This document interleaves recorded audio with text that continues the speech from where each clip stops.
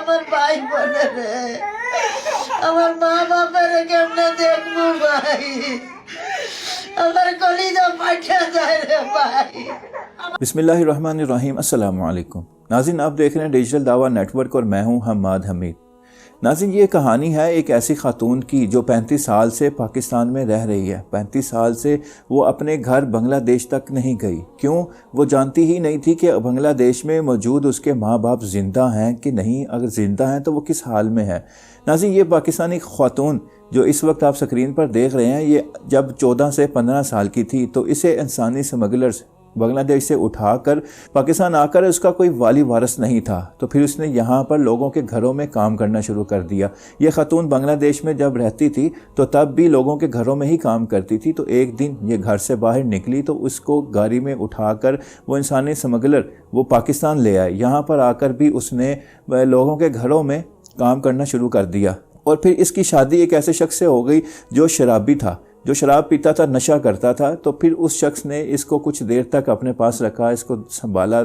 मगर एक शराबी इंसान किस हद तक किसी को पाल सकता है, संभाल सकता है, उसने भी आखिरकार इस औरत को छोड़ दिया। उस शराबी इंसान से नशा जो करता था उससे उसकी 2 बेटियां हैं। एक बेटी की इसने शादी कर दी है और दूसरी बेटी वो जो माजूर है। जब इसके शोहर ने इसको छोड़ा तो अल्लाह का करना ऐसा हुआ कि इसका शदीद एक्सीडेंट हुआ। शदीद एक्सीडेंट की वजह से ये घर में तकरीबन 6 महीने तक घर में रही। ये उठना बैठना चलना फिरना इसका बिल्कुल बंद हो गया।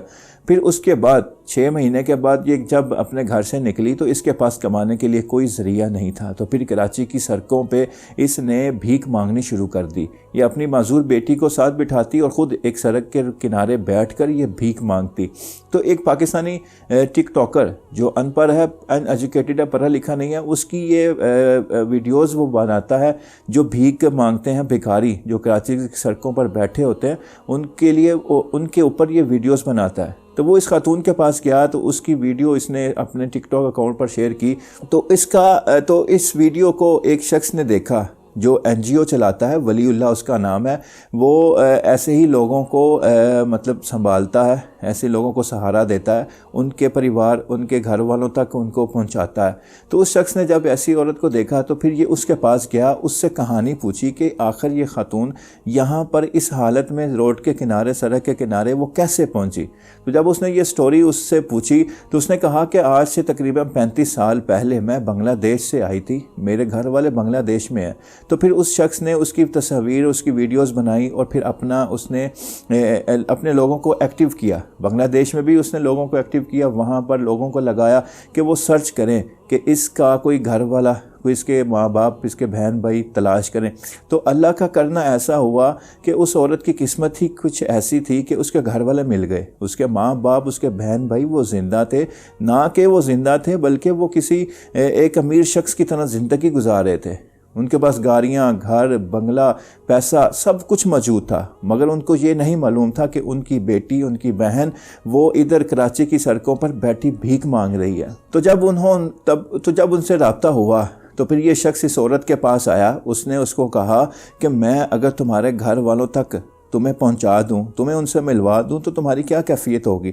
तो उसने कहा मैं अपनी ज़िंदगी का हर दुख भूल जाऊंगी जो 35 सालों में मुझे ये आया, मैं हर वो दुख भूल जाऊंगी अगर तुम मुझे अपने घर वालों के साथ, माँ बाप के साथ, बहन भाइयों के साथ मिलवा दोगे। तो फिर उस शख्स ने इंतज़ाम किया, उस औरत को कहा कि घर में भरा सा कोई TV लाओ, स्क्रीन लाओ। तो उसने फिर साथ वाले घर से मांग कर वो लेकर आई। उसने फिर उसको ऑन किया, फिर उसने TV स्क्रीन पर घर वालों की तस्वीर वगैरह और वीडियोज़ दिखाएँ। फिर उसने मोबाइल पर लाइव वीडियो कॉल की। लाइव वीडियो कॉल पर उसने उसके बहन भाइयों, उसके माँ बाप के साथ उसको मिलवाया। तो किस तरह वो धारे मार मार कर रोने लगे।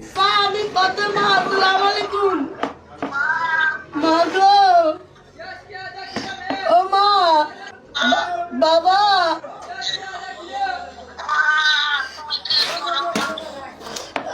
আমি ঠিক আছি।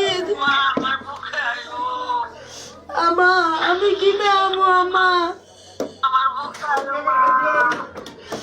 মাগো, ও মা তুমি ভালো আছো মা? আমার বাবা, আমার মা, আমার বোন, ভাই, শহীদুল, সবুজ, শহীদুল ভাই, সবুজ শহীদুল, সবুজ, মেরা জাজমিয়া, সোহাগ, সাপুল, আমার ভাই ভাই আমার বোনেরা কিতে, আমার বোন কই, পারুল, বিরুল, রেনা কোথায় আছে? वो दोनों, उसके माँ बाप भी उसको देखकर रोते रहे और और वो ख़ुद अपने माँ बाप को देखकर रोती रही। किस तरह उन्होंने एक दूसरे को वहीं कॉल पर एक दूसरे को प्यार किया, एक दूसरे को चूमा, कि एक 35 साल से बिछड़े हुए लोग जब आपस में मिले तो फिर वो एक देखने वाला मंज़र था। तो ये नाज़रीन, हमें कभी ज़िंदगी में परेशान नहीं होना चाहिए। ये इस औरत के जो इधर बैठी भिखारी थी, भीख मांगती थी, इसके भाई वो कोई दुबई में है, कोई कतर में है, कोई UAE में है, मतलब अरब अमारात में, अरब कंट्रीज़ में वो जाकर वहाँ पर मुलाजमतें करते थे, जॉब्स करते थे और सब कुछ उनके पास मौजूद था। मगर उनको ये नहीं मालूम था कि उनकी बहन कराची की सड़कों पर बैठकर भीख मांगती है। यूं एक कराची की भिखारन औरत वो एक अमीर घर की शहज़ादी निकली, मगर उसको नहीं मालूम था। मगर किस्मत ने पलटा खाया। अब वो जो वलीउल्लाह NGO जो चलाते हैं, उन्होंने कहा कि मैं इंतज़ाम करूँगा, इसको मैं इसके घर बांग्लादेश में पहुँचाऊँगा। तो यूँ नाज़रीन, एक बिछड़े हुए घर वालों की आपस में मुलाकात हुई। तो हमें ये परेशान नहीं होना चाहिए। ज़िंदगी में कितनी भी मुश्किलात आएँ, परेशानियाँ आएँ, हमें कभी मुश्किलात से नहीं डरना चाहिए। क्यों कि अल्लाह ताला मुश्किलात के बाद आसानियाँ ज़रूर लेके आते हैं। ये वाक़या, उसके बाद हम अगर हज़रत यूसुफ़ अलैहिस्सलाम का वाक़या इसके साथ ऐड करें तो उनको भी भाइयों ने कुएँ में फेंका, वो फिर वहाँ से निकले, बिकते बकाते मिस्र के बाज़ारों में पहुँचे, वहाँ से फिर अल्लाह ने मिस्र के तख्त पर पहुँचा दिया।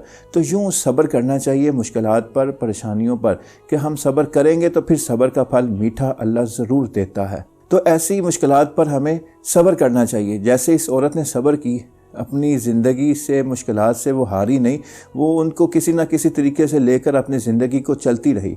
उसने फिर भी अल्लाह से कोई शिकवा शिकायत ना की, अपने हर हाल में वो खुश रही। तो फिर अल्लाह ताला ने उसको सब्र का ये सिला दिया कि आज 35 साल बाद जब उसको यकीन भी नहीं था कि वो अपने घर वालों को मिलेगी, आज वो अपने घर वालों से मिल रही है और उसके अपने घर वालों के पास जाने का इंतज़ाम भी हो रहा है।